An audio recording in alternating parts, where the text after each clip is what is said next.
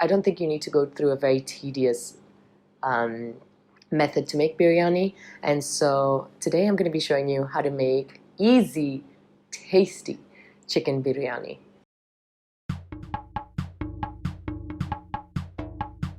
There's a debate out there about whose biryani is better. We have the Pakistanis, we have people from India, we have people from Iran. Everybody kind of has something about biryani and they're like, ours is better. I still prefer the Swahili biryani.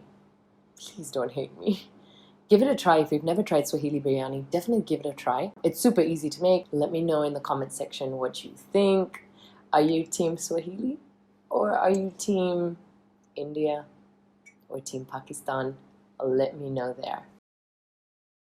So I started by adding 1 tablespoon of ghee into a thick-bottomed pan. Of course, you can use vegetable oil, but I like the taste of ghee. I also added 3 tablespoons of tomato paste.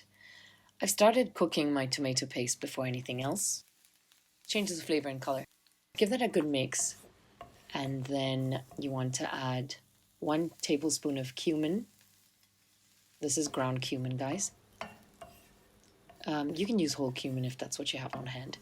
And then about half a teaspoon of ground cinnamon, 1 teaspoon of ground cardamom, half a teaspoon of pepper, and a few cloves. I'd say about 4 to 5 cloves should be good enough. Give your spices and the tomato paste a good mix and let them cook for 2 minutes, and then add some chopped tomatoes. I chopped about 5 tomatoes. You want to stir everything well. And then we're going to cook the tomatoes down. They need to break down. And the fastest way to do this is cover your pan or pot. I cooked this for about 10 minutes. And then the tomatoes, you'll see the tomatoes start to soften up. They weren't quite there yet, so I had to cook them a bit longer. So for about 3 more minutes. And there we go, the sweet spot. Next, I added my chicken. You want to remove the skin and cut it into smaller pieces, like I've done here. Next, I'm adding garlic, about 4 cloves of garlic, a chili, and some ginger, some ground ginger, about 1 teaspoon of ground ginger. Give everything a good mix. I like adding the ginger and garlic last because then the flavors stay intense.